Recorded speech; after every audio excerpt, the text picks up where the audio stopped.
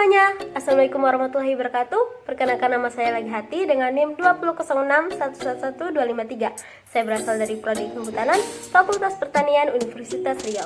Dan pada video kali ini saya akan melaksanakan sebuah praktikum tentang metabolisme. Yang di dalam metabolisme ini saya akan mengamati adanya difusi, osmosis, plasmolisis, deplasmolisis, fotosintesis, dan transportasi pada tumbuhan dan juga pengangkutan air. Bagaimana? Penasaran dengan? Yang pertama yaitu proses difusi. Difusi adalah pencampuran antara molekul yang berbeda konsentrasinya, yaitu dari tempat yang berkonsentrasi tinggi ke tempat yang berkonsentrasi rendah. Dan di sini kita akan mengamati difusi pada garam dan juga untuk percobaan difusi pewarna ini makanan. kita memerlukan alat dan bahan seperti berikut: stopwatch, sendok untuk pengaduk, dan pewarna makanan warna biru sebagai pengganti methylene blue, dan 2 buah gelas yang telah diisi air dengan volume yang sama. Pada percobaan pertama ini kita memakai pewarna makanan warna biru untuk sebagai larutan konsentrasi tingginya atau hipertonis. Untuk gelas yang pertama pewarna makanan tidak diaduk, dan untuk gelas kedua pewarna makanan diaduk. Baiklah, langsung saja kita teteskan pewarna makanannya. Kita meneteskan sebanyak 3 tetes.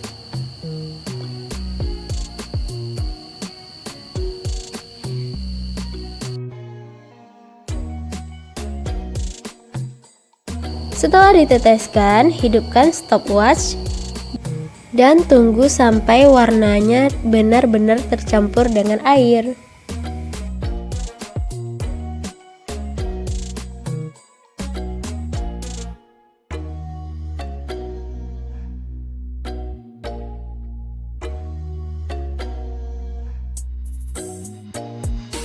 Dan sekarang pewarnanya sudah larut di menit ke-6 54 detik. Selanjutnya untuk percobaan pewarnaan yang diaduk. Teteskan kembali pewarna makanan sebanyak 3 tetes. Lalu hidupkan timer dan diaduk-aduk.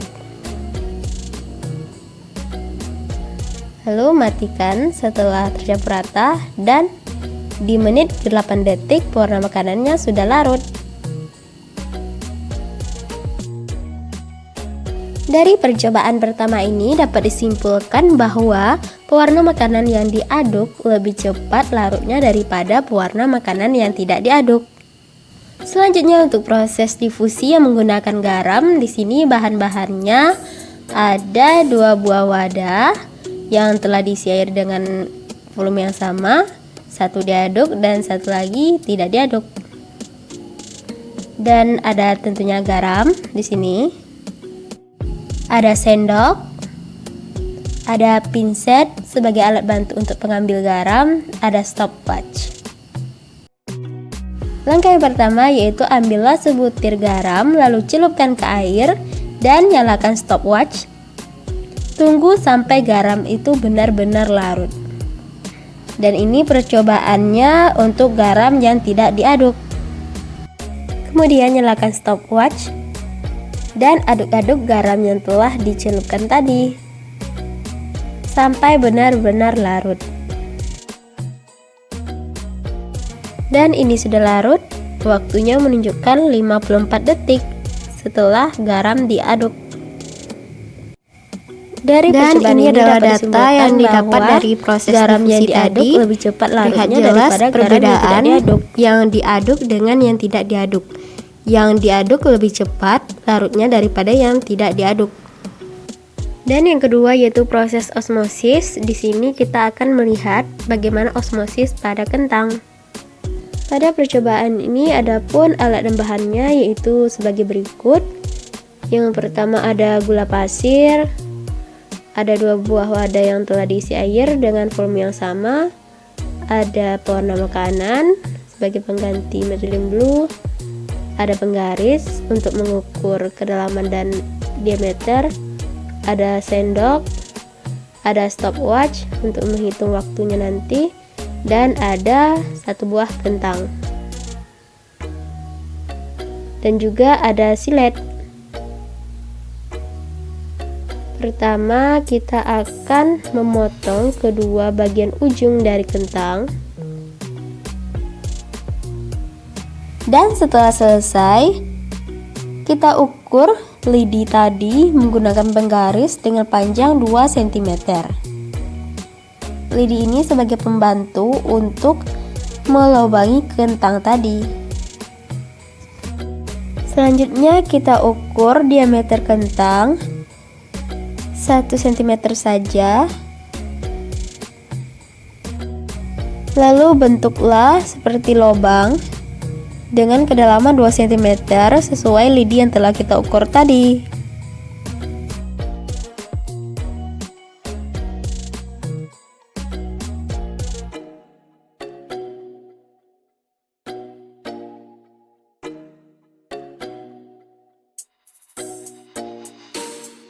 Setelah selesai, kita ambil wadah yang diisi air tadi, lalu letakkan perlahan kentang yang sudah dilubangi. Kemudian kita bikin larutannya. Pertama, masukkan 1 sendok gula pasir ke dalam air tadi.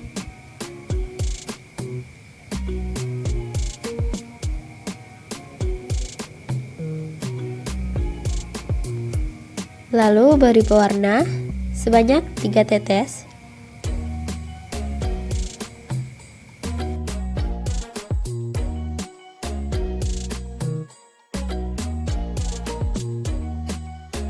Kemudian diaduk sampai gula dan pewarna tercampur rata, membentuk larutan.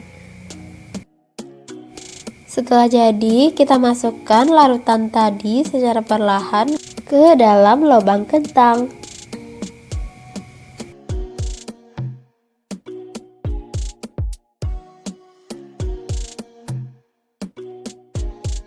Kemudian kita nyalakan timer dan atur waktunya 5 menit. 5 menit pertama.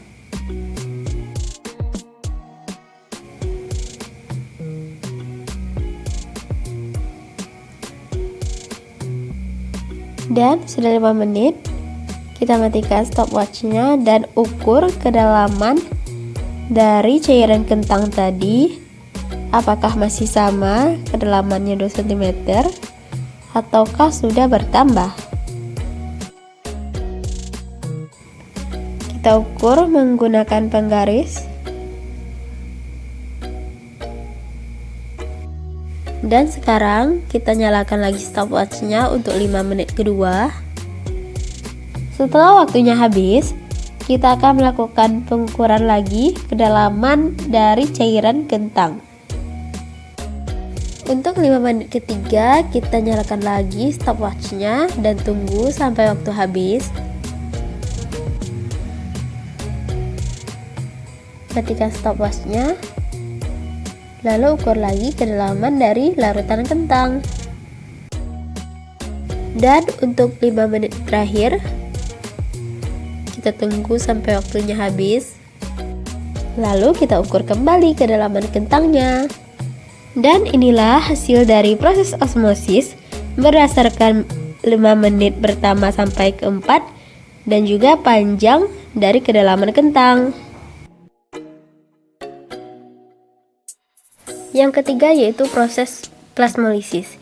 Plasmolisis ini terjadi ketika sel tumbuhan diletakkan dari larutan yang hipertonis terhadap sitoplasma, maka air di dalam sel akan berdifusi keluar sehingga sitoplasma mengkerut dan terlepas dari dinding sel. Baiklah, pada proses ini alat dan bahannya sebagai berikut. Yang pertama yaitu ada wadah. Kedua ada air putih.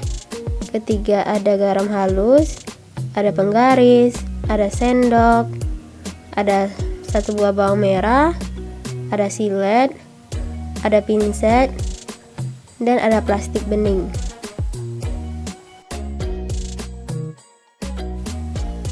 Dan jangan lupa sediakan alarm untuk mengatur waktunya. Baiklah, kita akan mengupas terlebih dahulu bawang Setelah dikupas, kita akan mengambil 3 bagian sampel dari umbi lapis bawang ini. Selanjutnya adalah kita harus mengukur dulu lebar dan panjang dari ketiga sampel yang sudah dipotong-potong tadi.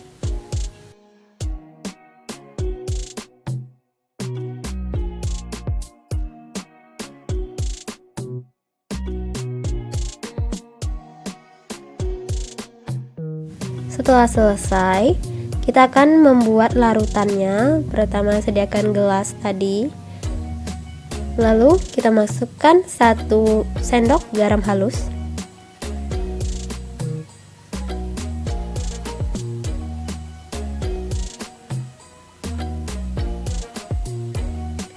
Kemudian kita beri air 2 sendok makan saja.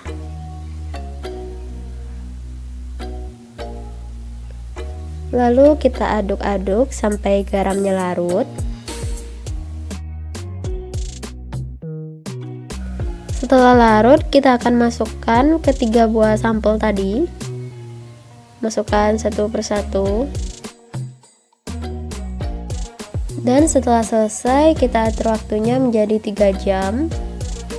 Setelah 3 jam kita menunggu, nampak sekali perbedaannya daripada pertama kali tadi. Sekarang sudah mengkerut sampel-sampelnya dan kita akan mengukurnya lagi dengan panjangnya dan juga lebarnya. Untuk yang selanjutnya yaitu proses deplasmolisis. Proses ini terjadi apabila sel tumbuhan kemudian dimasukkan ke dalam cairan yang hipotonis, maka air yang akan masuk ke dalam sel dan sitoplasmanya akan kembali mengembang. Caranya yaitu dengan memasukkan ketiga sampel yang telah kita proses plasmolisis tadi ke dalam air mineral, air biasa, dan akan kita tunggu kembali selama 3 jam. Ini adalah bentuk sampel yang sudah kita diamkan selama 3 jam. Kemudian kita akan ukur panjang dan lebarnya satu persatu. Terlihat sekali bahwa sampel ini sudah mengembang seperti yang pertama kali tadi. Dan inilah hasil dari proses plasmolisis dan deplasmolisis tadi. Pada plasmolisis, bawang yang semulanya kencang menjadi mengkerut dan otomatis panjang dan lebar bawang itu lebih kecil daripada panjang dan lebar bawang yang diukur pertama kali. Dan pada saat deplasmolisis, bawang yang mengkerut tadi kembali lagi kencang, yang membuat bawang tadi kembali lagi ke panjang dan lebarnya yang semula. Selanjutnya ada proses fotosintesis. Fotosintesis ini adalah reaksi pembentukan karbohidrat yang terjadi dengan bantuan sinar matahari dan klorofil, terutama pada daun tumbuhan tingkat tinggi. Alat dan bahannya ada wadah berisi air, ada pewarna makanan, ada aluminium foil, ada stopwatch, ada daun pacar air, dan ada gunting. Pertama, kita lapisi tengah dari daun pacar air dengan menggunakan aluminium foil. Lalu kita gunting kedua ujungnya dan buka daun yang dilapisi aluminium foil tadi.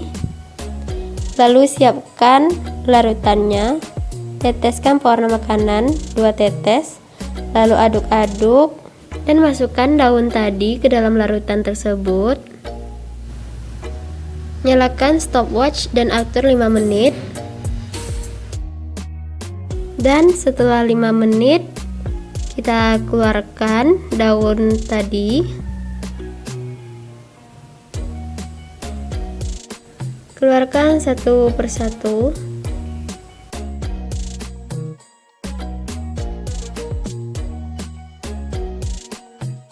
Dan inilah hasil sebenarnya. Bagian daun yang ditutupi aluminium foil akan berubah warna dan bagian ujungnya akan tetap warna hijau. Selanjutnya yaitu adalah proses transportasi pada tumbuhan. Di sini tujuannya untuk membuktikan adanya tekanan daya kapilaritas dan transpirasi, dan untuk mengetahui adanya modifikasi sel-sel epidermis daun yang berperan dalam proses transpirasi. Alat dan bahannya itu ada daun alang-alang dan ada wadah yang sudah diisi air. Selanjutnya ada stopwatch. Pada percobaan ini, daun alang-alang yang sudah diambil akan menggulung daunnya. Dan cara kita yaitu dengan memasukkan daun alang-alang ke dalam air, lalu hidupkan stopwatch, dan tunggu sampai daun alang-alang tersebut melebar kembali dan segar. Dan waktu yang diperlukan untuk alang-alang segar kembali adalah 30 menit. Baiklah, untuk proses yang terakhir yaitu pengangkutan air melalui silem batang. Alat dan bahannya yaitu ada gelas, ada sendok, ada pewarna makanan, dan ada pucuk bayam yang direndam air.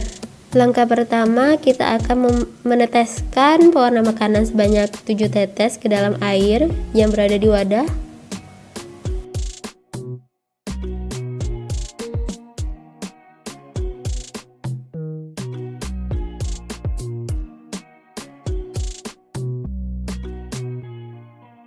Lalu diaduk-aduk sampai pewarna makanannya tercampur dengan sempurna.